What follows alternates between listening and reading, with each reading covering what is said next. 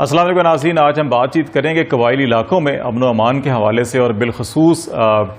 شمالی جنوبی وزیرستان اور بنو کے درمیان ایک علاقہ ہے جانی خیل۔ یہ اسٹریٹجیکلی اور جغرافیائی اعتبار سے بڑا اہم علاقہ ہے۔ یہاں پہ گزشتہ چند دنوں سے کشیدگی کی صورتحال تھی، اور ایک قبائلی جو عمائدین میں سے ایک سینئر رہنما تھے، ان کا مرڈر ہوا، تو اس کے احتجاج میں لوگوں نے ان کی میت جو ہے وہ سڑک پر رکھ لی، اور پھر لانگ مارچ کا بھی اعلان کیا، جس کے نتیجے میں وہاں پہ کچھ تصادم بھی ہوئے اور ایک قیمتی جان مزید جو ہے اس کا نقصان ہوا۔ اس کے نتیجے میں حالات کافی کشیدہ تھے، اور اس پہ اگر بر وقت جو ہے کہ حکومتی حلقوں کی طرف سے اور جو قبائلی عمائدین ہیں اس خطے کے، ان کی طرف سے بر وقت کارروائی نہ کی جاتی، مداخلت نہ کی جاتی، تو ایک بڑا تصادم ہو سکتا تھا۔ اور پاکستان کے اندر اس وقت جو سچویشن ہے، جو افغانستان میں سچویشن ڈیولپ ہو رہی ہے، اور اس کے جو نتائج جو ہیں وہ پاکستان کے اس طرف جو مرتب ہو سکتے ہیں، ان کے تناظر میں کافی حساسیت جو ہے وہ اس وقت موجود ہے۔ اور پچھلی جو ایک دو دہائیوں میں پاکستان نے بڑی محنت کی ہے دہشت گردی کے خلاف، جو جنگ میں پاکستان کے قانون نافذ کرنے والے اداروں اور فورسز نے، انٹیلیجنس اداروں نے اور پوری قوم نے جو کردار ادا کیا، قربانیاں ادا کی، اس میں جو قبائلی عوام تھے، خیبر پختونخوا کے عوام تھے، وہ بالکل فرنٹ محاذ کے اوپر انہوں نے بطور ایک سپاہی کے اور غازی کا کردار ادا کیا، اور سب سے زیادہ قربانیاں بھی خیبر پختونخوا کے عوام میں اور بالخصوص جو قبائلی عوام تھے انہوں نے ادا کی۔ اسی لیے وفاقی حکومت اور تمام جو ریاستی ادارے ہیں، ان کی ایک کوشش ہے کہ قبائلی جو علاقے ہیں ان کو قومی دھارے میں شامل کیا جائے، وہاں پہ ڈیولپمنٹ کا عمل تیز کیا جائے، وہاں پہ اکنامک ڈیولپمنٹ، سوشل ڈیولپمنٹ اور جو بھی ضروری اقدامات ہیں وہ کیے جا سکیں، اور بالخصوص صوبائی بجٹ میں بھی، نیشنل بجٹ میں بھی ایک خصوصی پیکیج کا بھی اعلان کیا گیا۔ لیکن اس کے باوجود وقتاً فوقتاً بعض ایسے ناخوشگوار واقعات پیش آتے ہیں جن کے نتیجے میں احتجاج بھی ہوتا ہے، عوام کے اندر بددلی بھی پیدا ہوتی ہے، اور اس کو جو امن دشمن عناصر ہیں اس کو ایکسپلائٹ کرنے کی کوشش کرتے ہیں۔ تو یہی صورتحال یہاں جانی خیل میں نظر آ رہی تھی، لیکن اللہ کا شکر ہے کہ اس کو بر وقت جو ہے کنٹرول کیا گیا، اور اب حالات ویسے نہیں ہیں جن کا خدشہ ظاہر کیا جا رہا تھا۔ فخر کاکا خیل صاحب جو خیبر پختونخوا قبائلی علاقوں اور افغانستان امور کے ایشو کے اوپر بڑا رپورٹنگ کرتے رہے ہیں، بڑے ہمارے پرانے ساتھی ہیں، سینئر جرنلسٹ ہیں، ذرا ان سے ہم بات چیت کریں گے، اور ان سے یہ اوورآل سچویشن ڈیولپ کیوں ہوئی، حالات کیوں ایسے پیدا ہوئے، اور مستقبل میں ایسے حالات کو روکنے کے لیے کیا کیا جا سکتا ہے، اس سے بات کرتے ہیں۔ فخر، السلام علیکم، بہت شکریہ آپ نے دوبارہ ہمارے لیے ٹائم دیا۔ ذرا یہ ہمیں بتائیں کہ یہ جو علاقہ ہے جانی خیل کا، اس کی ایک تو ذرا تھوڑی سی جغرافیائی اہمیت کے حوالے سے ہمیں بتائیں کہ یہ کیوں اہم ہے، اور یہاں پہ یہ جو حالات یا کشیدگی پیدا ہوئی، یہ ایسا کیا نوبت ہوئی کہ یہ حالات اس طرف پہنچے، اور کشیدگی اس حد تک بڑھ رہی تھی کہ خدشہ تھا کہ خانہ جنگی کا یا جو بڑے شہروں کی طرف اس کے اثرات آ سکتے تھے، تو یہ ایسی کیا وجوہات تھیں جن کی وجہ سے حالات پیدا ہوئے؟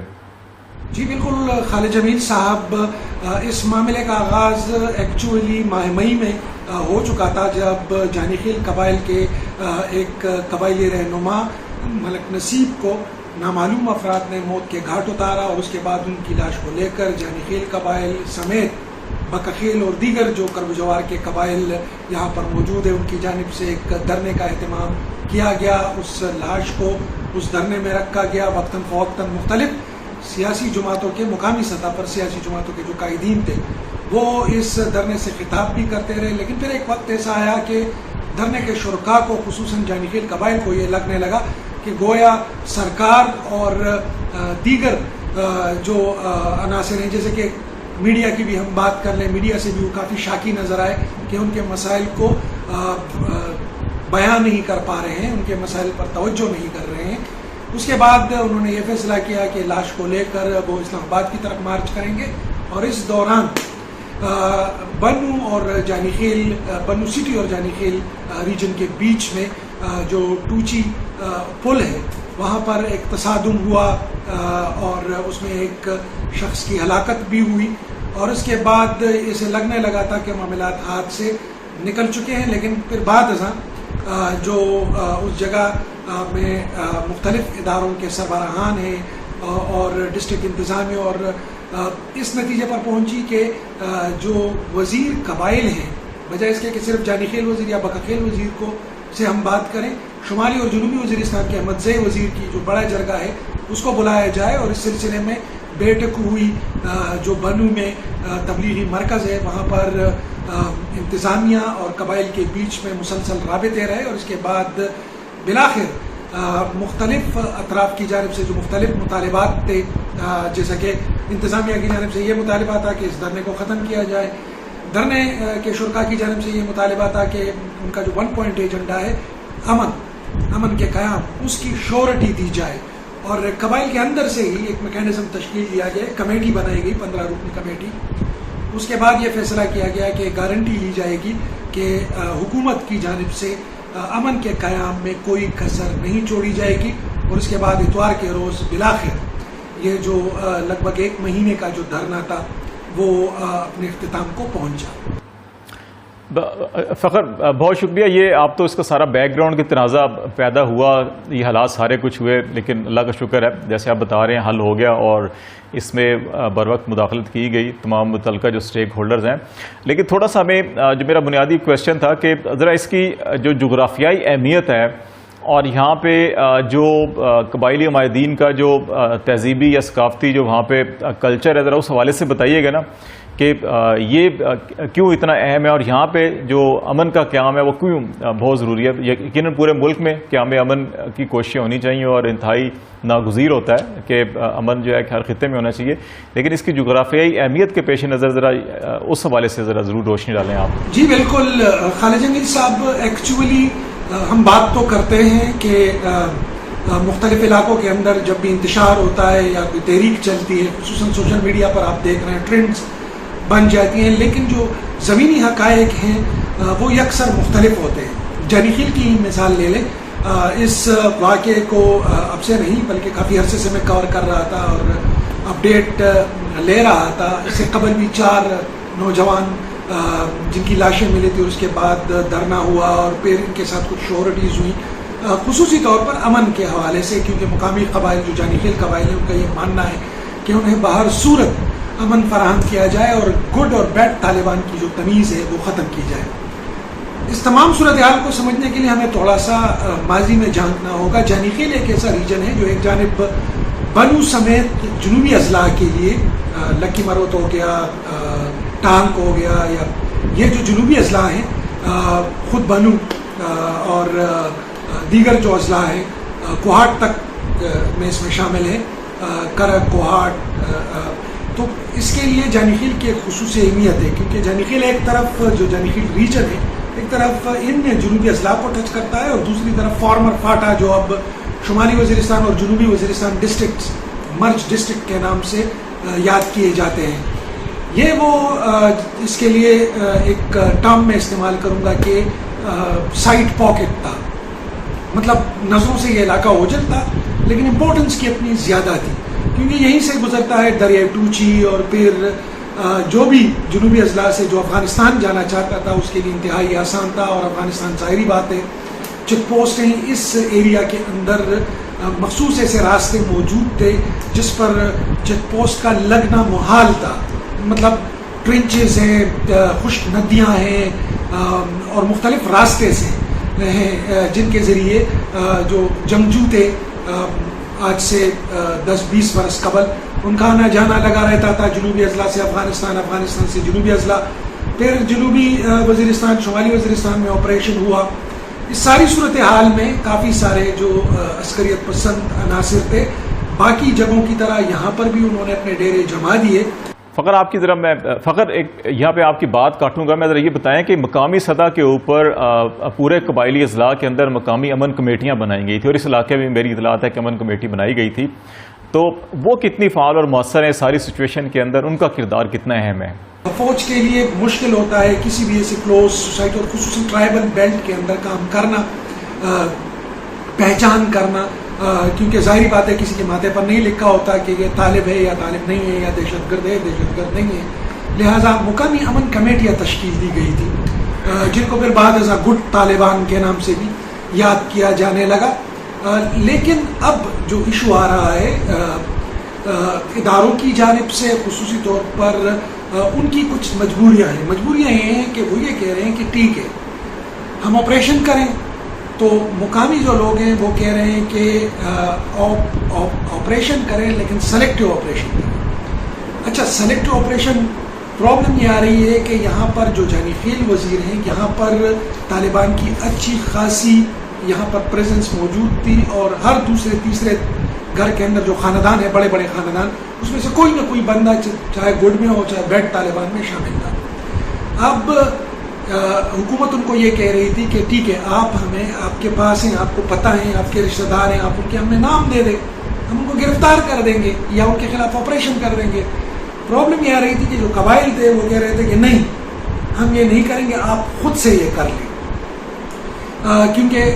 ज़ाहिरी बात है, उनका डर भी बजा है कि वो ये समझ रहे थे कि अगर हम नाम दे देंगे तो अगले दिन उनकी लाश मिलेगी। मतलब अगर वो हुकूमत का साथ देते हैं तब तालिबान मारते हैं, तालिबान का साथ देते हैं तो हुकूमत मारती है। तो कहा कि आप खुद से एक ऑपरेशन दे दें, कर लें। अब प्रॉब्लम ये आ रही है कि खुद से ऑपरेशन में या तो वो मारे जाते या फिर मिसिंग बन जाते, तो एक और मसले ने जन्म लेना था। जब इतनी बड़ी तादाद में एक वॉर से हम इतने लगभग 2 दहाइयाँ हम गुजरे हैं, तो ज़ाहिरी बात है दोबारा नॉर्मलाइजेशन में वक्त लगता है। लेकिन दोनों अतराफ की जानिब से अक्सर बसाव का हमने देखा, जब जल्दबाजी का मुजाहरा किया गया तो एक और मसले ने जन्म लिया। और जैसे कि मैंने अर्ज़ किया कि जो हुकूमत है उनकी भी एक मजबूरी है कि अगर वो ऑपरेशन करते हैं, लोगों को पकड़ देते हैं, उठाते हैं या मारते हैं, तो फिर एक और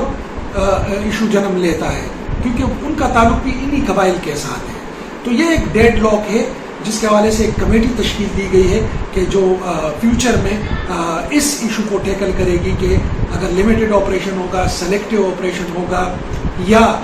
किस टाइप के SOPs मुरतब किए जाएं जिस पर हुकूमत भी रजामंद हो और कबाइल भी रजामंद हो। फिल वक्त तो ये इशू यहाँ तक सेटल हो चुका है। इस बात की अलबत्ता गारंटी नहीं कि कल कलाम को कहीं और किसी और इलाके में इस तरह का इशू ना निकल आए और इसी तरीके से लाशें रख कर लोग एहतजाज पर मजबूर ना हो। बहुत शुक्रिया फ़खर खगेल, हमें पेशावर से हमारे साथ थे और ये सारी सूरत हाल जो जानी खेल में पैदा हुई, जो कशीदगी पैदा हुई, लेकिन अल्लाह का शुक्र है उसको बर वक्त कंट्रोल कर लिया गया और एक अमन डील हुई है और सूरत हाल अभी बज़ाहिर नॉर्मल है। लेकिन नाज़रीन,